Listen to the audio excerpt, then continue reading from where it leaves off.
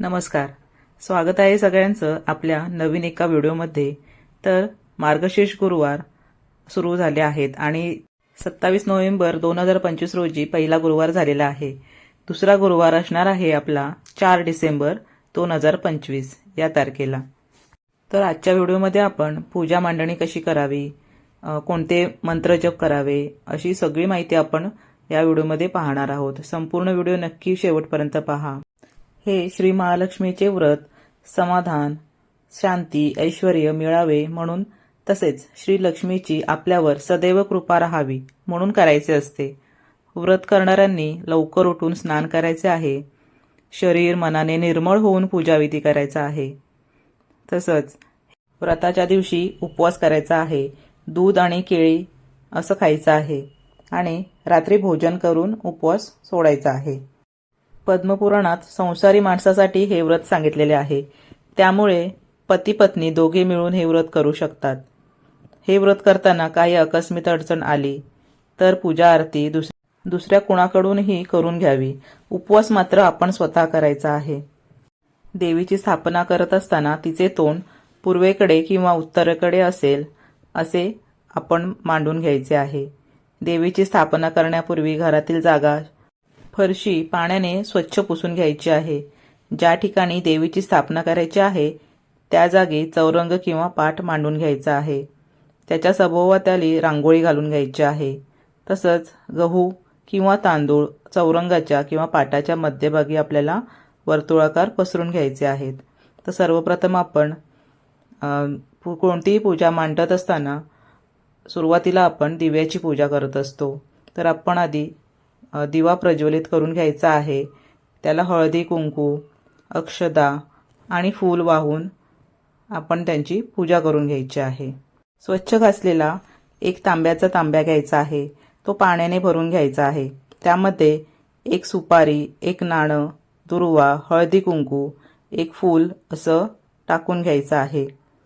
5 प्रकारच्या झाडांची पानं त्याला लावून घ्यायची आहेत किंवा जर तुमच्याकडे 5 पानं नसतील तर विड्याची पानं तुम्ही कलशावरती मांडू शकता. आंब्याची 5 पानांची डहाळी ठेवायची आहे. त्यानंतर नारळाची शेंडी वर राहील अशा प्रकारे एक नारळ ठेवून घ्यायचा आहे. कलशाला हळद व कुंकूची बोटे लावून घ्यायची आहेत. पूजा करत असताना ओम श्री लक्ष्मी देवे नमः, ओम ह्रीं श्री लक्ष्मीभ्यो नमः असे मंत्र बोलायचे आहेत. मंत्र जप करत आपण पूजा मांडणी करायची आहे. तुम्ही आता बघू शकता इथे आपण विड्याची पानं घेतलेली आहेत आणि ती आपण अशा पद्धतीने मांडून घेतलेली आहेत. त्याच्यावर आपण आता गणेशांची आणि श्री लक्ष्मीची जी मूर्ती आहे आपल्याकडे त्याची स्थापना करून घेणार आहोत. त्यासाठी आपण अक्षदा विड्याच्या पानावर ठेवले आहेत. हळदी कुंकू पण वाहून घ्यायचं आहे तिथे आणि त्याच्यानंतर आपण ती मूर्ती तिथे ठेवणार आहोत. मूर्तीला हळद कुंकू लावून घ्यायचं आहे. तसंच हळदी कुंकू लावल्यानंतर गणेशांना आपण दुर्वा फूल वाहून घ्यायचं आहे. त्यानंतर लक्ष्मी देवींची पण तशीच पूजा करून घ्यायची आहे. जर मूर्ती अवेलेबल नसतील तर तुम्ही विड्याच्या पानावरती अक्षदा ठेवून त्याच्यावरती सुपारी मांडून सुद्धा हळदी कुंकू वाहून पूजा करू शकता. तुम्ही कलशाला तुम्हाला जसं सजवायचं आहे त्या पद्धतीने तुम्ही सजवू शकता किंवा जी आपण कलश स्थापना तुम्हाला मगाशी दाखवली त्याप्रमाणे तुम्ही तसं स्थापना करून घेऊ शकता. सुरुवातीला मी इथे बघा तुम्ही बघू शकता पाटावरती इथे तांदूळ घेतलेले आहेत. त्याच्यावरती आपण तो कलश ठेवून घ्यायचा आहे. माझ्याकडे थोडंफार सजावटीचं साहित्य होतं. त्यानुसार मी काही आभूषणं आणि वस्त्र माझ्याकडे होते. त्यानुसार मी इथे कलश असा सुशोभित करून घेतलेला आहे. देवीची स्थापना करून घेतलेली आहे. बघा वेणी फूल वाहिलेलं आहे तिला आणि सुंदर असं देवीचं रूप आपलं महालक्ष्मींचं इथे तयार झालेलं आहे. तुम्ही बघू शकता. ओम केशवाय नमः, ओम नारायण नमः हा मंत्र स्वतःच म्हणून आचमन करायचे आहे. पळीने पाणी हातावर घेऊन ओम गोविंदाय नमः असे म्हणून हातातील पाणी तांबणात सोडायचे आहे. नंतर देवीला स्नान घालून हळदी कुंकू पुष्प वाहून देवीपुढे अगरबत्ती वाळून घ्यायचे आहे. धूप दाखवायचे आहे. नैवेद्य दाखवायचा आहे. मनोभावे देवीची प्रार्थना करून आपली काय इच्छा असेल ती आपण सफल होण्याची विनंती करायची आहे. फळं ठेवून घ्यायची आहेत. तसंच तुम्हाला काही आणखी सुशोभीकरण करायचं असेल तर तुम्ही करून घेऊ शकता. खूप छान असं वातावरण घरामध्ये तयार होतं, आपल्या आनंदाचं वातावरण असतं. आणि देवीच्या चौरंगासमोर एक पाट मांडून त्यावर बसून श्री महालक्ष्मी व्रताची कथा पण वाचायची आहे. नंतर श्री महालक्ष्मी महात्म्य वाचायचे आहे. वाचताना किंवा दुसऱ्याकडून वाचून घेताना मन एकाग्र ठेवायचे आहे. देवीला नैवेद्य अर्पण केल्यानंतर हात जोडून या पोथीला छापलेले श्री महालक्ष्मीला उद्देशून इंद्रदेवाने म्हटलेले नमन अष्टक म्हणायचे आहे. हे अष्टक म्हणण्यापूर्वी आपण मनात जी काही इच्छा असेल ती देवीला सांगून ती फलद्रूप व्हावी म्हणून देवीला मनोभावी विनंती करायची आहे. मग निरांजन ओवाळून आरती करून घ्यायची आहे.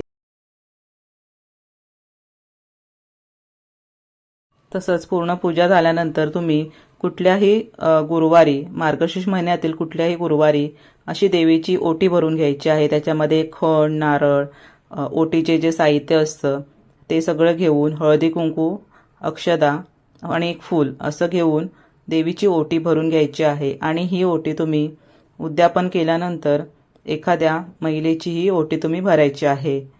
रात्री श्री महालक्ष्मींची पुन्हा पूजा करायची आहे. एखादा गोड पदार्थाचा महानैवेद्य करायचा आहे. गाईला देण्यासाठी सुद्धा एका पानावरती गोग्रास काढून तो घास गाईला खायला घालायचा आहे. नंतर सहकुटुंब सर्वांनी भोजन पण करायचे आहे. उद्यापनाच्या दिवशी 5 किंवा 7 सुवासिनी घरी बोलावून त्यांना हळदी कुंकू द्यायचं आहे. एक महालक्ष्मी व्रताची प्रत द्यायची आहे, एक फळ द्यायचं आहे आणि त्यांना लक्ष्मी स्वरूप मानून त्यांची पूजा अर्चना करायची आहे. त्यांना गोडाचं काहीतरी खाऊ द्यायचं आहे आणि त्यांना नमस्कार करायचा आहे. दुसऱ्या दिवशी स्नान केल्यानंतर कलशातील पाणी आपण झाडांना वाहायचं आहे. देवीची स्थापना केलेल्या जागी 3 वेळा हळदी कुंकू वाहून नमस्कार करायचा आहे. तसंच कलशामध्ये थोडंसं पाणी उरवून ते पाणी आपण पूर्ण घरामध्ये शिंपडून घ्यायचं आहे. अशा प्रकारे महिन्यातील प्रत्येक गुरुवारी आपण ही पूजा करायची आहे. मार्गशीर्ष महिन्यातील पहिल्या गुरुवारपासून येणाऱ्या सर्व गुरुवारी हे व्रत करायचे आहे.